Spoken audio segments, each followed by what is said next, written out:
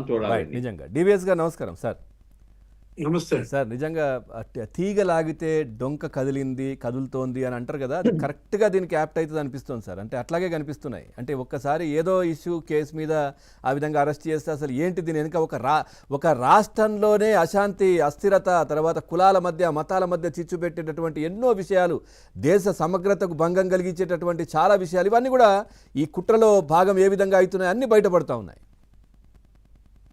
ఏ డొంక కదులుతోంది? తాటిపల్లి డొంక, యలహంక డొంక. అంటే వాళ్ళే డబ్బులు సమకూర్చారు.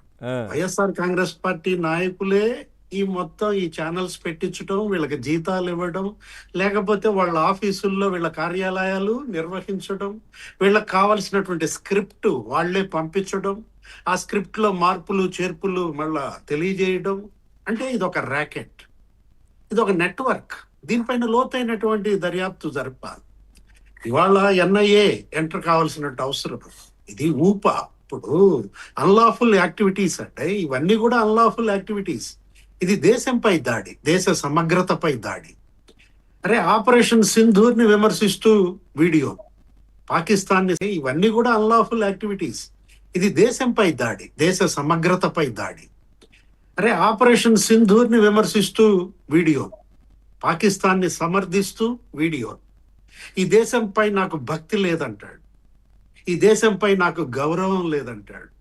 హిడ్మా, అతను ఒక యుద్ధ వీరుడు అంటాడు. కేశవరావు ఒక యుద్ధ వీరుడు అంటాడు. సాంబయ్య, ఒక వీరుడు మరణిస్తే 100 మంది వీరులు పుడతారు, ఒక హిడ్మా మరణిస్తే 100 మంది హిడ్మాలు పుడతారంటాడు.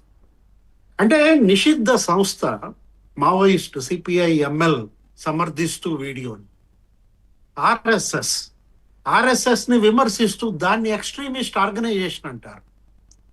ఇప్పుడు వీళ్ళంతా పాత్రధారులే. పవన్ గారు ఎవరు? రావణ ఒక పాత్రధారి, గమన ఒక పాత్రధారి, లేకపోతే ఇతనెవరు ఇప్పుడు ఈ ఇంద్రసేన ఒక పాత్రధారి. వీళ్ళంతా పాత్రధారులే. అసలు సూత్రధారి, అసలు ఉపా చట్టం ప్రయోగించాల్సింది ఎవరిపైన? సూత్రధారే లబ్ధిదారా? దీంట్లో కూడా సార్, దీంట్లో కూడా లబ్ధిదారేనా? అంతే కదా. ఎండ్ బెనిఫిషియరీ ఎవరు? End beneficiary. అవును.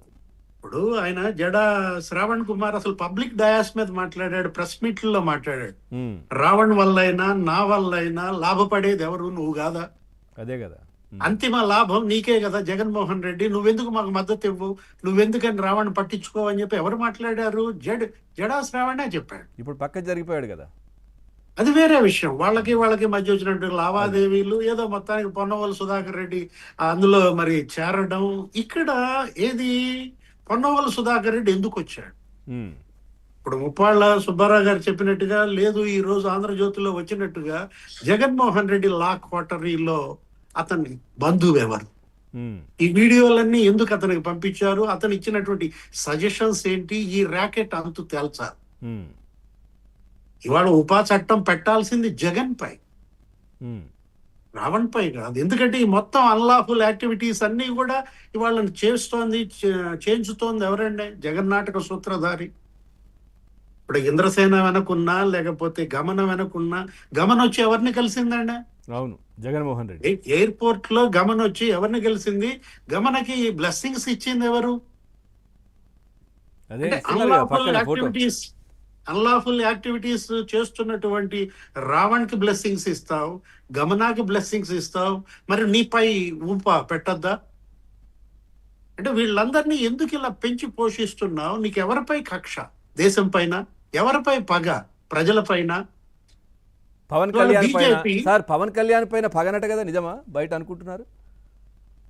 పవన్ కళ్యాణ్ ఆయన ఏంటంటే ఆయన సనాతన, నేను అనేది ఆయన వల్లనే నేను ముఖ్యమంత్రిని కాలేకపోయాను, ఆయన వల్లనే ఇదంతా జరిగింది, కూటమి ఏర్పడ్డది, ఆయన వల్లనే రాష్ట్రంలో ఇట్లా జరిగింది, ఇవన్నీ అయినాయి అని చెప్పేసి ఏమైనా కోపం ఏమైనా ఉండుంటుందా? ఇదంతా ఒక స్కెచ్. ఇప్పుడు ఒక మహా కుట్ర. ముప్పాళ్ళ సుబ్బారావు గారు చెప్పినట్టుగా ఒక గ్రేటర్ కాన్స్పిరసీ అంటున్నాను. ఏది? ఆపరేషన్ సింధూర్ కి మద్దతుగా వీడియోలు చేయించారంటే డబ్బులు జగన్మోహన్ రెడ్డి అంటే, ఆర్ఎస్ఎస్ ని విమర్శిస్తూ వీడియోలు చేశారంటే డబ్బులు మరి వైసీపీ వాళ్ళవి అంటే, అక్కడే అర్థమవుతోంది కదండి. ఇది బీజేపీ పై దాడి, ఇది ఆర్ఎస్ఎస్ పై దాడి, ఇది హిందుత్వంపై దాడిగా దీన్ని చూడాలి. అన్లాఫుల్ యాక్టివిటీస్ వీటిని సమర్థిస్తూ పవన్ గారు ఐపీఎస్ వచ్చి మాట్లాడితే అంటే డైరెక్ట్ గా వీళ్ళు విమర్శించలేరు కాబట్టి వైసీపీకి సంబంధించిన వాళ్ళు ఈ రావంతోని కేంద్ర పథకాలపైన కూడా విమర్శలు చేయించారు సార్. కేంద్ర పథకాలు ఏంటి అసలు మొత్తం అన్నిటిపైన ఇవాళ ఏంటంటే ఫ్రస్ట్రేషన్. అంటే వాళ్ళు జీవితంలో అనేక ఓటములు ఎదుర్కొన్న ఫలితంగా ఈ ఓడిపోయి నిరాశ నిస్పృహల్లో ఉన్నటువంటి వాళ్ళందరినీ తన సైనికులుగా మార్చుకుని డబ్బులు వెదజల్లి ఒక సైతాన్ సైన్యంగా ఎలా సమాజంపై దాడి చేస్తున్నాడు. దీన్ని సమర్థిస్తూ రిటైర్డ్ ఐపీఎస్ లో మాట్లాడటం నాకేం గుర్తొచ్చిందో తెలుసా? ఆ రౌండ్ టేబుల్ కాన్ఫరెన్స్ లో ఏబి వెంకటేశ్వర గారు, పివి సునీల్ కుమార్ గారు మాట్లాడుతున్న అవి చూస్తే, అవి వింటే నాకు కడపలో మర్డర్ గుర్తొచ్చింది. కడపలో ఒక మాజీ మేయర్ ని నరికి చంపారు. ఆ చంపినాడే మరుసటి రోజు హాస్పిటల్లో శవం దగ్గర చూపిస్తున్నాడు, ఇదిగో ఇక్కడ గొడ్డల దెబ్బ, ఇదిగో ఇక్కడ కత్తి దెబ్బ, ఇదిగో ఇక్కడ ఈ దెబ్బ అని చెప్పి. అంటే వీళ్ళే ఎన్కౌంటర్లు చేస్తారు, వీళ్ళే పౌర హక్కుల ముసుగేసుకుంటారా? ఇప్పుడు ముప్పాళ్ళ సుబ్బారావు గారు పౌర హక్కుల గురించి పనిచేశారంటే ఆహ్వానిస్తాం, అభినందిస్తాం. ఒక అడ్వకేట్ గా, ఒక జర్నలిస్ట్ గా మీరు పనిచేశారంటే ఆహ్వానిస్తాం, అభినందిస్తాం. ఎవరైతే ఎన్కౌంటర్లు చేశారో వాళ్లే వచ్చి ఇప్పుడు పౌర హక్కుల గురించి మాట్లాడుతున్నారా? ఇప్పుడు గ్రే హౌండ్స్, ఇవాళ ఏంటి గ్రే హౌండ్స్ యొక్క ఉద్దేశం అండి? ఎందుకు పెట్టారు ఏపీ పోలీసులో గ్రే హౌండ్స్? ఈ మావోయిస్టులను ఏరివేయటానికి కాదా? ఈ సంఘ వ్యతిరేక శక్తులను ఏరివేయటానికి కాదా? అందులో మీరు పనిచేశారా లేదా? పివి సునీల్ కుమార్ అయినా, ఏబి వెంకటేశ్వరరావు అయినా, అసలు వాళ్ళిద్దరే కాదు, పిఎస్ఆర్ ఆంజనేయులు కూడా వస్తే పోయేది. రౌండ్ టేబుల్ కాన్ఫరెన్స్ కి ఆయన ఎందుకు మిస్ చేశారో అర్థం కాల. అంటే ఒక రిటైర్డ్ ఐఏఎస్ అవును, ఏది ఎమర్జెన్సీ కాల్లో, మరి మీరే చెప్పారు ఆ కాల్ లాగ్ లో ఉన్నాడు ఎవరో ఒక రిటైర్డ్ ఐఏఎస్ అనగానే ఎవరా ఐఏఎస్? ఎవరు? ఏది ఇప్పుడు జగన్మోహన్ రెడ్డి కేసుల్లో నిందితుడుగా ఉన్నటువంటి రిటైర్డ్ ఐఏఎస్ ధనుంజయ రెడ్డా? లేదు ఆయన హయాంలో సిఎస్ గా పనిచేసినటువంటి మరి జవహర్ రెడ్డా? ఎవరు ఆ రిటైర్డ్ ఐఏఎస్? వాళ్ళకి గమనకి ఏంటి సంబంధం? రావణ్కి ఏంటి సంబంధం? రావణ్ ఇంటర్వ్యూలు చేసిన వాళ్ళందరూ వాళ్ళ కాల్ లిస్ట్ వాళ్ళ మరి స్కాన్ చేయాల్సిన అవసరం. కానీ ఇంకా ఎంతమంది ఉన్నారో సార్ ఇలాంటి వాళ్ళు? ఎంతమందిని వీళ్ళు పెంచి పోషిస్తున్నారు? ఎంతమందిని వీళ్ళు ఏర్పాటు చేసుకున్నారో ఇట్లాంటి వాళ్ళని? ఇది ఒక ర్యాకెట్.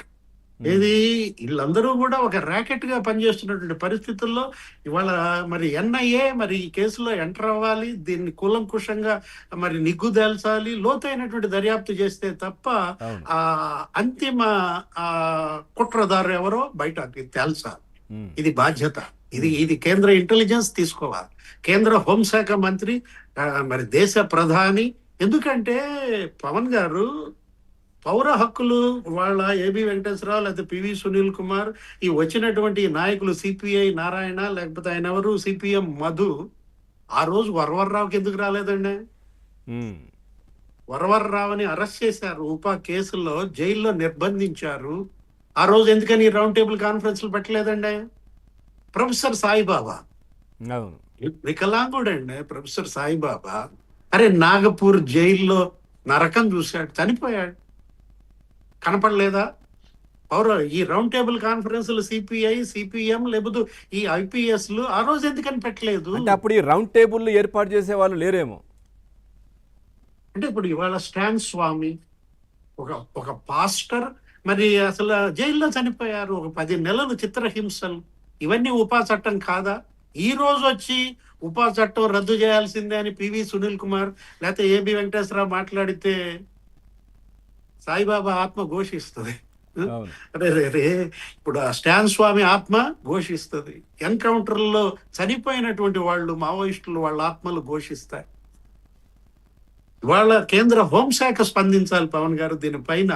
ఇదేంటంటే ఇది బీజేపీ పై దాడి, ఆర్ఎస్ఎస్ పై దాడి, హిందుత్వం పై దాడి, అసలు దేశంపైనే దాడి. Right sir.